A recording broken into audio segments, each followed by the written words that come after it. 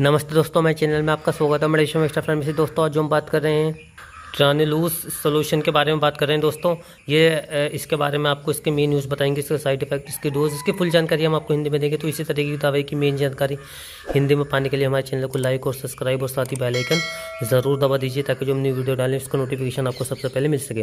तो चलिए दोस्त, वीडियो शुरू कर लेते हैं। तो दोस्तों, आज जो हम बात कर रहे हैं ट्रानेलूस सोल्यूशन के बारे में बात कर रहे हैं दोस्तों, जो कि कंपनी अपना अलग अलग ब्रांड नेम से मार्केट में अवेलेबल हो जाता है, जैसे आप नीचे डिस्प्ले पे देख रहे हैं दोस्तों। तो दोस्तों, मैं आपको बता देता हूँ, ये जो है ये 100 mg में आपको अवेलेबल हो जाता है, और इसकी जो MRP होती है तकरीबन ये आपको मार्केट में 128 रुपये का आपको मिल जाता है, जैसे कि आप यहाँ पर देख रहे हैं।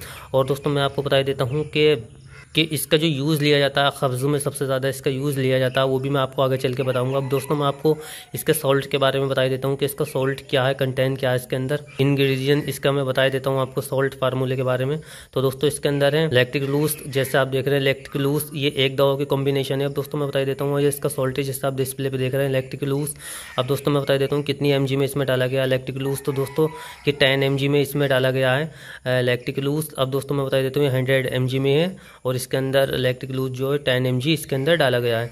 अब दोस्तों, मैं आपको बता देता हूँ ये ऑरली यूज़ करना होता है, और इसको फ्रिज में नहीं रखना होता, मतलब छाँव में इसे रखना होता है, छाँव वाली जगह पे।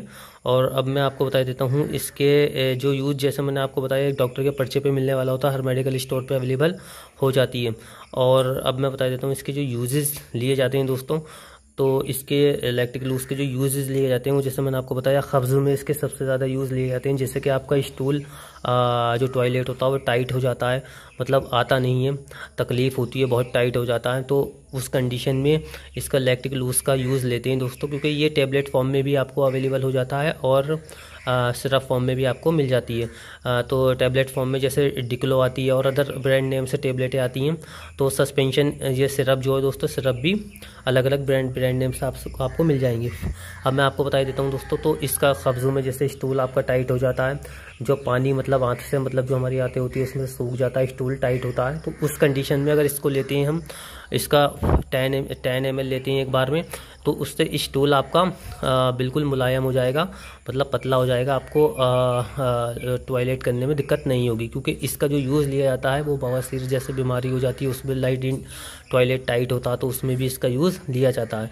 तो और दूसरा जो इसका यूज़ लिया जाता है वो हेपेटिक इंसुलोपैथी में इसका यूज़ लिया जाता है, जो कि लीवर से संबंधित एक बीमारी है, उसमें भी इसका यूज़ लिया जाता है। और दोस्तों, जैसे कि गर्भ अवस्था में गैस बनता है किसी महिला के, तो उस कंडीशन में जैसे प्रेगनेंसी में गैस बनता है, तो उसमें भी इसका यूज़ लिया जाता है, डॉक्टर अपने अकॉर्डिंग लेता है। लेकिन सबसे ज़्यादा जो इसके कॉमनली यूज़ लिए जाते हैं वो आपका जैसे स्टूल टाइट हो जाता है, जो टॉयलेट टाइट हो जाता है, तो उस कंडीशन में इसका यूज़ लेते हैं लैक्टिक लूस का। तो दोस्तों, इसके जो कॉमन से साइड इफेक्ट होते हैं, साइड इफेक्ट के बारे में बात कर लेते हैं लैक्टिक लूस के। तो इसके साइड इफेक्ट ऐसे होते हैं, जैसे कि आपको दोस्तों उबकाई आ सकती है, मतली उल्टी हो सकती है, पेट में दर्द हो सकता है, पेट फूल सकता है, या दोस्तों इसे लेने के बाद में आपका एसिडिटी ना जाए, तो तब भी इसे लेना बंद करें, अपने डॉक्टर की सलाह से इसका यूज़ लें।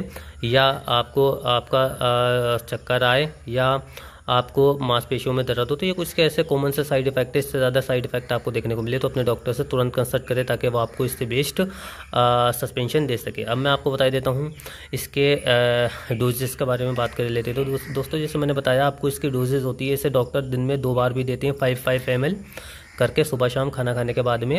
और दोस्तों, अगर आपको कम परेशानी है, कम कब्ज़ बनना है, तो इससे रात में सोते टाइम एक टाइम भी इसे ले सकते हैं 5 ml। डॉक्टर कब्ज़ के हिसाब से 5 ml या 10 ml इसको देती हैं रात में खाना खाने के बाद में। 10 ml भी ले सकते हो, 5 ml भी। बच्चों में जो इसकी डोजेज होती है, सामान्य 1 साल से जो ऊपर के बच्चे होते हैं, तो उन्हें 2.5 ml आप दे सकते हैं।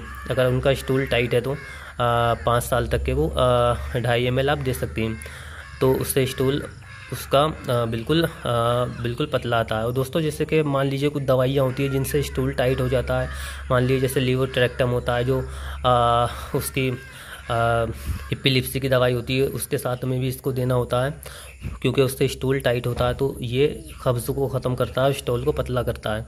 तो ये कुछ इसकी सामान्य डोजेज मैंने आपको बताई। अब मैं इसकी कुछ आपको सावधानी बता देता हूँ दोस्तों। जैसे गर्भवती महिला होती है, जो प्रेगनेंसी वाली महिला होती है, जो प्रेगनेंसी की तैयारी कर रही है, उनके लिए सेफ़ होता है अपने डॉक्टर की सलाह से फिर भी इसको ले। जो हार्ट वाले, लीवर वाले जो मरीज़ होते हैं, किडनी वाले, वो अपनी डॉक्टर की सलाह से इसको ना भी ले सकते, क्योंकि उनके लिए भी सेफ़ होता है। इसका ज़्यादा साइड इफ़ेक्ट देखने को नहीं मिलता। अदरवाइज़ फिर भी अपने डॉक्टर की सलाह से इसको लेना है, क्योंकि ये डॉक्टर के पर्चे पे ही मिलने वाला सस्पेंशन होता है। इसके साथ में अल्कोहल का यूज़ बिल्कुल ना करें, शराब का, और इसके साथ में तली भुनी चीज़ों को बिल्कुल अवॉइड करें। और मैं आपको बता देता हूँ कि इसे जो है दोस्तों, जैसे आप किसी मशीन पर काम करते हैं, कार चलाते हैं, तो आप इसे ले सकते हैं। इससे नींद आने की शिकायत नहीं होती आपको।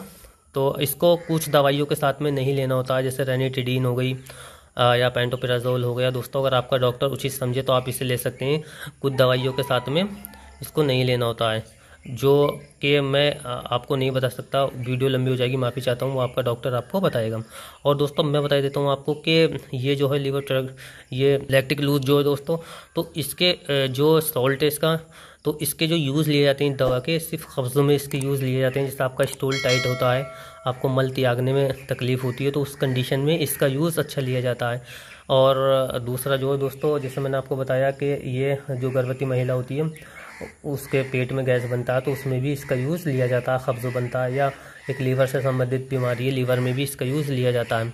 और दोस्तों सबसे ज़्यादा मेन जो यूज़ है इसका कॉमनली, वो सिर्फ कब्ज़ में इसका यूज़ लिया जाता है। जैसे कि आपके मल त्यागने में आपको तकलीफ़ होती है, उस कंडीशन में इसका यूज़ लिया जाता है।